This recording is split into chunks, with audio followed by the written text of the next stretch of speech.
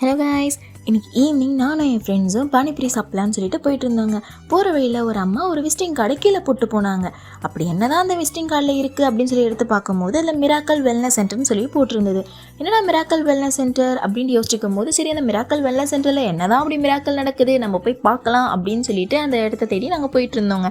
ஒரு வழியாக அந்த அட்ரஸை தேடி கண்ணும் பிடிச்சாச்சு. சரி மேலே போய் பார்க்கலாம்னு சொல்லி பார்க்கும்போது நம்மக்கிட்ட இருக்கிற கார்டு மாதிரி அங்கே நிறைய பேர் அந்த கார்டை வச்சுட்டு கும்பல் கும்பலாக உட்காந்துருக்காங்க.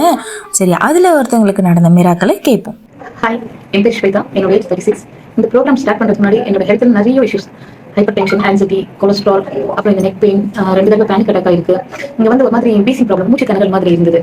ஒரு 3 வருஷமா இல்லை, நான் பயங்கரமாக சஃபர் ஆகி ஒரு நாளைக்கு 14 டேப்லெட்ஸ் நான் எடுத்துட்டு இருந்தேன். மார்னிங் 7, நைட் 7 மாதிரி.